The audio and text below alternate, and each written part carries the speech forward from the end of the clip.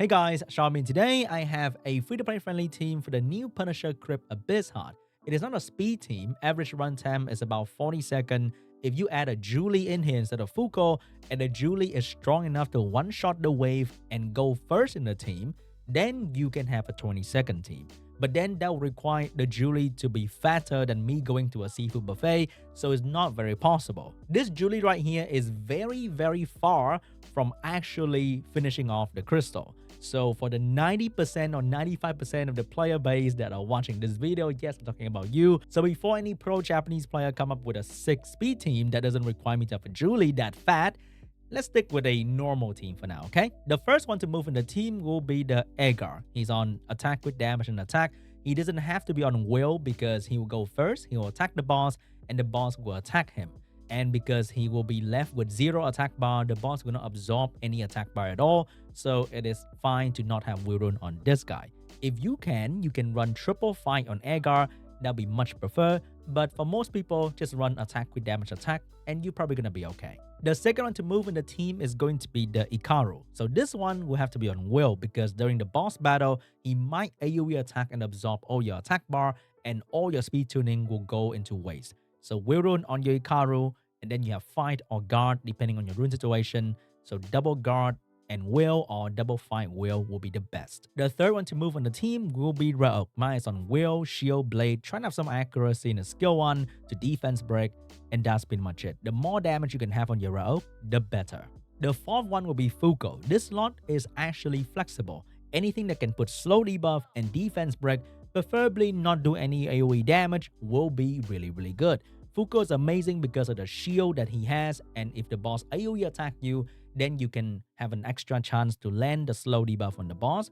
If you don't have the slow debuff on the boss is very tanky and very hard to kill. So mine is on will, blade, and supposedly there should be a shield rune here, but it's totally fine if you don't have the shield rune. Lastly, we have Crow on rage will, we have damage on light, and also crit damage in the skill 3. And he just needs to be here and do as much damage as possible. For this particular dungeon, I wish I have a max skill 1 Crow, so maybe I might do that with the skill up event right now happening in Summoner's War, but you don't really need that. So the run is very standard. We have Eirgar, who seems to have pretty good AI for the attack buff to buff the attack power, and then with the help of Raok and other unit, clearing trash wave is not really that slow.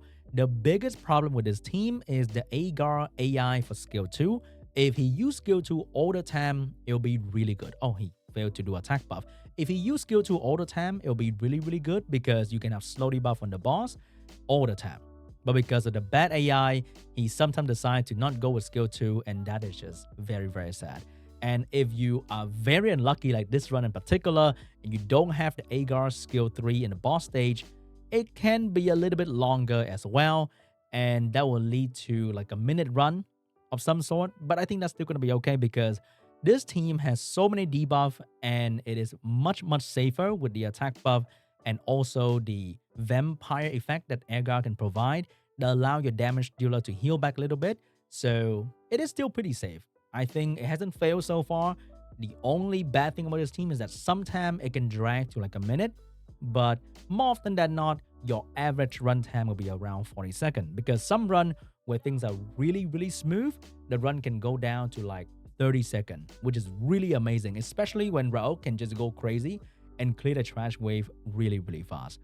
So if Comtours can somehow know the frustration with this dungeon and buff the Eirgar AI to be better, then I think this dungeon will not be as difficult. But I think they know that they have to add some layer of RNG to your dungeon team so that it will not be as easy compared to before. So they're going to leave Eirgar AI as is. So if you buff, you do this, and you land a slow debuff, the run will most likely be 40 seconds because it's really easy when you have the slow debuff. If you don't have the slow debuff, then sucks to be you. But what if you don't have Fuko? It is totally fine. You can also try the Fire Panda. This guy can provide a lot of debuff in the skill 3, and with team up, he can also provide the defense break, and he provide even more healing for the team. But because of the revenge buff that he buffed, is kind of annoying because he also buffed that when there are no need to cleanse on the field, which is really weird.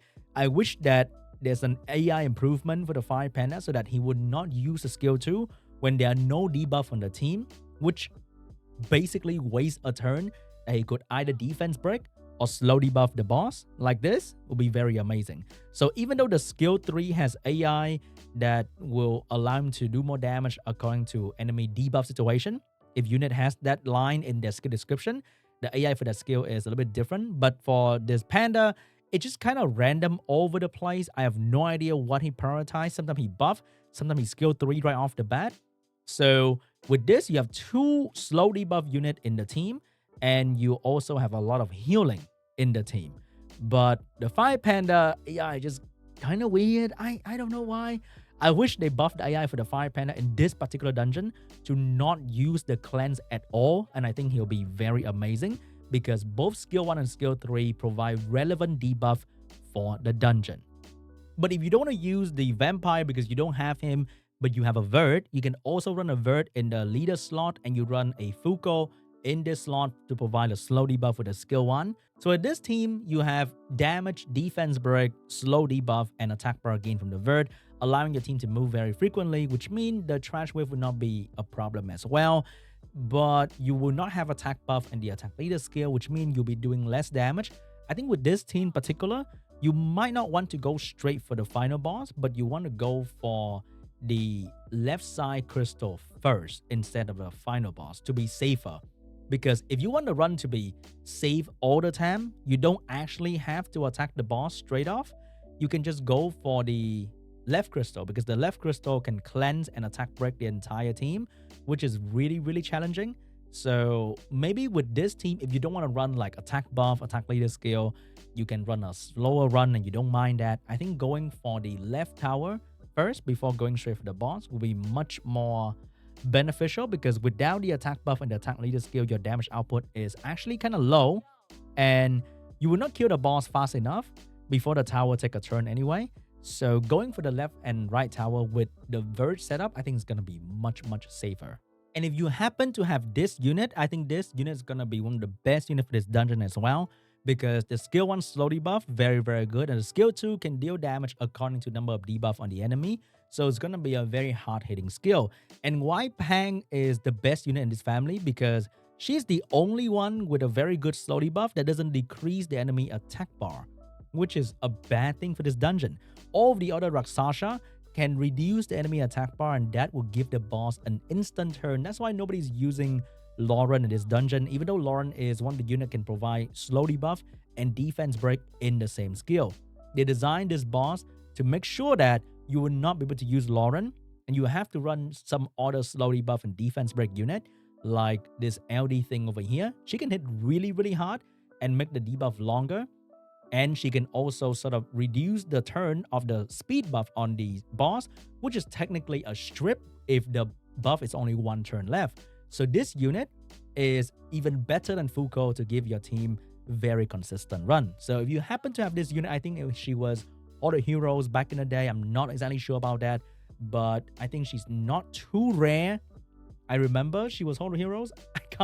I can't be sure about that though. But she's one of the only one that can put out slow debuff and do very, very solid damage to scale with enemy debuff situation. So if you have this unit, definitely recommend running her.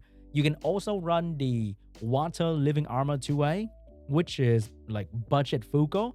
But then that unit has very bad damage, and also it has a AoE skill that doesn't really do anything to help the trash wave, because the chance of defense break is really, really low.